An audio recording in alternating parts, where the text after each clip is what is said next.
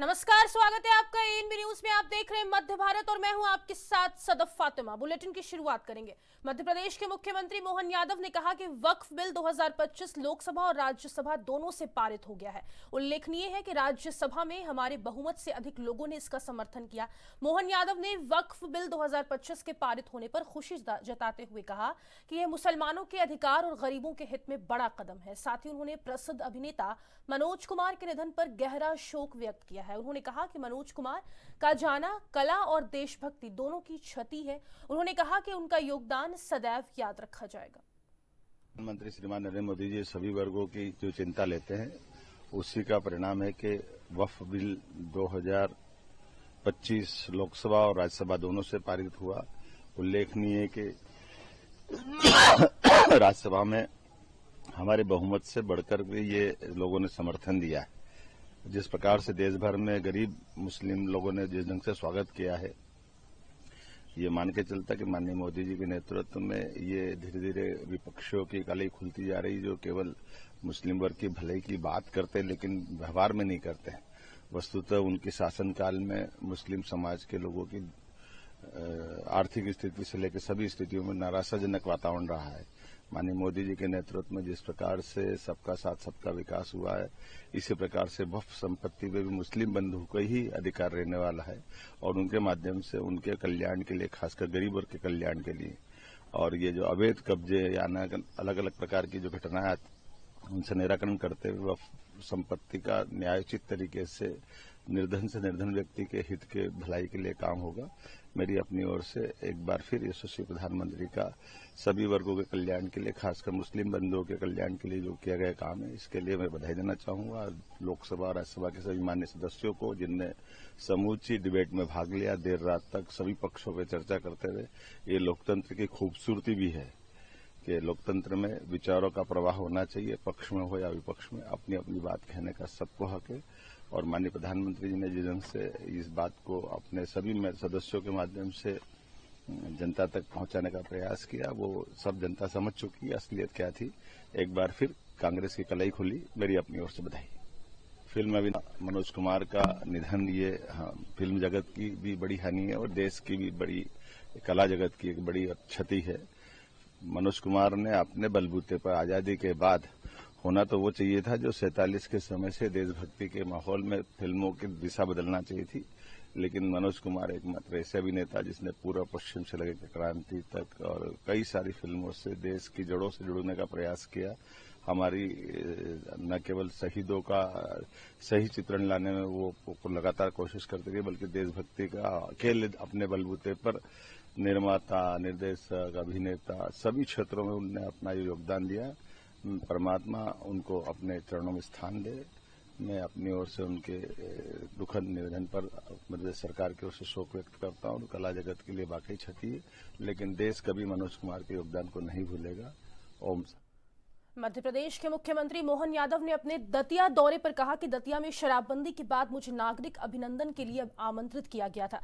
आज ये बड़ा फैसला लागू हुआ है। मेरी तरफ से सभी को बधाई। आज शराबबंदी के कारण से यहाँ के नागरिक अभिनंदन के लिए मुझे बुलाया गया था। मैं माँ के मंदिर में दर्शन करके भी आया और ये पवित्र नगर के नाते से परमात्मा ने इन्हें 2022 में प्रस्ताव किया था, उसी सिलसिले में आज ये बड़ा निर्णय लागू हुआ है। मेरी अपनी ओर से दतियावासी को, यहाँ के नेता नरोत्तम मिश्रा जी और यहाँ के विधायक प्रदीप अग्रवाल जी सही सब। मध्य प्रदेश सरकार में मंत्री विश्वास सारंग ने वक्फ संशोधन विधेयक के पारित होने पर कहा कि लोकसभा और राज्यसभा में इस पर विस्तृत चर्चा हुई है। गृह मंत्री अमित शाह ने संशोधन के पीछे सरकार की मंशा को विस्तार से समझाया है। यह बिल किसी समुदाय के खिलाफ नहीं है, बल्कि यह गरीब मुसलमानों के हित में है। जिन लोगों ने सालों से वक्फ की संपत्ति पर कब्जा किया था, उनके हितों को ठेस पहुंचाई गई है। अब यह संपत्ति चंद पूंजीपतियों के हाथ में नहीं रहेगी। लोकसभा और राज्यसभा में विस्तृत इस पर चर्चा हुई। खासकर हमारे यशस्वी गृह मंत्री अमित शाह जी ने जिस विस्तार के साथ इस संशोधन के पीछे सरकार की क्या मंशा है, ये जब बताया तो ये सुनिश्चित हुआ है कि ये बिल किसी कौम के खिलाफ नहीं है, बल्कि गरीब मुसलमानों के हित का ये बिल है। हाँ, ये बात सही है कि वो लोग जो सालों से वक्फ की प्रॉपर्टी पर बेजा कब्जा किए हुए थे, करोड़पति अरबपति बन गए थे, जिनके स्कूल तो चल रहे थे वक्फ की जमीन पर उसका फायदा गरीब मुसलमानों को नहीं मिल रहा था। उनके हितों पर जरूर कुठाराघात हुआ है और अब यह सुनिश्चित हुआ है कि वक्फ की प्रॉपर्टी चंद अरबपतियों के हाथ में नहीं रहेगी, ये मुसलमानों के, गरीब मुसलमानों के हित में ही रहेगी। अब इस बात से यह सुनिश्चित हुआ है, जिस प्रकार से गुमराह करने की राजनीति कांग्रेस के नेताओं ने, मुस्लिम नेताओं ने की थी, उनका पर्दा। छत्तीसगढ़ के उप मुख्यमंत्री अरुण साव ने वक्फ संशोधन विधेयक पारित होने पर कहा कि प्रधानमंत्री 2014 से सुधार और परिवर्तन की नीति पर चल रहे हैं। यह वक्फ संशोधन विधेयक भी उसी दिशा में एक महत्वपूर्ण और बहुत बड़ा कदम है। रेलवे और सेना के बाद वक्फ के पास सबसे ज्यादा जमीन है, लेकिन उस जमीन का उचित प्रबंधन नहीं था और कुछ चुनिंदा लोग ही उसका फायदा उठा रहे थे। इसलिए संशोधन के जरिए वक्फ की संपत्ति पारदर्शी होगी और कई खामियां दूर होंगी। देश के यशस्वी प्रधानमंत्री माननीय नरेंद्र मोदी जी 2014 से जिस प्रकार से देश में रिफॉर्म और ट्रांसफॉर्म की नीति पर चल रहे हैं, ये वक्फ संशोधन बिल भी उसी दिशा में एक महत्वपूर्ण और बहुत बड़ा कदम है। वक्फ की संपत्ति को लेकर लगातार हम सबको ध्यान में आता था कि किस प्रकार से ये चल रहा है। रेलवे और सेना के बाद सर्वाधिक जमीन जो है वक्फ के पास है, 9.4 लाख एकड़ जमीन, पर उस जमीन का प्रॉपर मैनेजमेंट नहीं था, पारदर्शी तरीका नहीं था और कुछ चुनिंदा लोग ही उसका लाभ ले रहे थे। और इसलिए अब संशोधन के माध्यम से वक्फ की संपत्ति पारदर्शी होगी, आम लोगों के उपयोग के लिए आए और अनेक जो खामियां थी कि आदिवासी की जमीन को भी वक्फ प्रॉपर्टी घोषित कर दिया जा रहा था, सरकारी संपत्ति को भी, अन्य धर्म और समाज के लोगों के प्रॉपर्टी को भी, और वक्फ बोर्ड का जो गठन है उसमें भी महिलाओं को कोई स्थान नहीं था। ऐसे अनेक ऐतिहासिक और महत्वपूर्ण संशोधन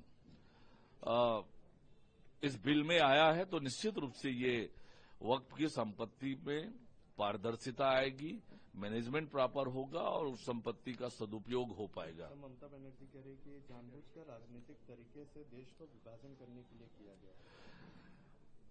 पश्चिम बंगाल तो ममता बनर्जी से संभाला नहीं जा रहा है। पश्चिम बंगाल की जो आज दुर्दशा हो रही है, किस प्रकार से बांग्लादेशी घुसपैठिए वहां अराजकता फैला के रखे हैं, तो ममता बनर्जी को इस मामले में बोलने का अधिकार नहीं है। वास्तविकता ये है कि आम देशवासी, आम मुस्लिम समाज इस संशोधन को स्वीकार कर रहा है, स्वागत कर रहा है और ये आम मुस्लिमों के हित में है। वास्तविकता ये है कि ये जिस प्रकार से भ्रम फैलाते हैं, 370-35A के मामले में देश में भ्रम फैलाया, आज वो कहां है? नागरिकता संशोधन अधिनियम को लेकर जो तमाशा इन्होंने खड़ा किया, कौन से मुस्लिम की नागरिकता समाप्त हुई है उस कानून के बाद? तो देश में भ्रम फैलाने का, मुस्लिम समाज को डराने का ये लगातार काम करते हैं। लेकिन अब मुस्लिम समाज समझ गया है कि कैसे इनको राजनीति का टूल बना के इनके साथ डॉक्टर सलीम राज ने अपने बयान में कहा कि नया वक्फ बिल मुस्लिम समाज की तरक्की के लिए है। मैं गृह मंत्री अमित शाह और प्रधानमंत्री मोदी से सनातन बोर्ड बनाने के लिए पत्र लिखूंगा। इससे मठों की जमीन पर नियंत्रण होगा और भू माफियाओं से वक्फ प्रॉपर्टी खाली कराई जाएगी। यह बिल मुस्लिम महिलाओं के हित में है, जो वक्फ प्रॉपर्टी पर कब्जा करने वाले ठेकेदारों और नेताओं से मुक्त हो जाएगी।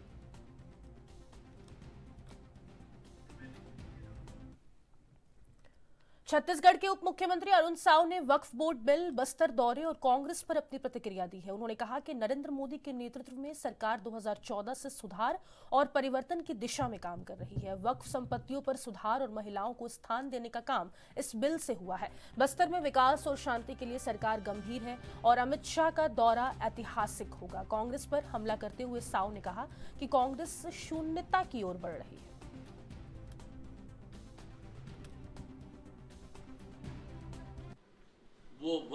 के पास है। सेना के पास 33 लाख, रेलवे के पास 33 लाख एकड़ जमीन है, सेना के पास 17 लाख एकड़ जमीन, तो वक्फ के पास 9.4 लाख एकड़ जमीन है। इतनी बड़ी जमीन, और आप उस जमीनों के मैनेजमेंट के बारे में आप विचार करें तो कुछ चुनिंदा लोगों के कब्जे में वो जमीन है। जिस उद्देश्य के लिए वक्फ का गठन होता है, उस गठन के विपरीत कुछ चुनिंदा लोग उसका लाभ उठा रहे हैं। किसी भी संपत्ति को वक्फ की संपत्ति घोषित कर दिया जा रहा था, चाहे वो सरकारी संपत्ति हो, चाहे वो आदिवासियों की संपत्ति हो, अन्य किसी धार्मिक संस्थान की संपत्ति हो। ऐसी बहुत सारी खामियां थी, अव्यवस्था थी, उन सब को दूर करने का काम इस वक्फ संशोधन बिल के माध्यम से हुआ है। वास्तव में अब संशोधन के बाद एक तो आम मुस्लिम समुदाय, विशेषकर गरीब, उनके हित में इसका उपयोग होगा, उसका मैनेजमेंट प्रॉपर होगा, संवैधानिक होगा, पारदर्शी होगा, और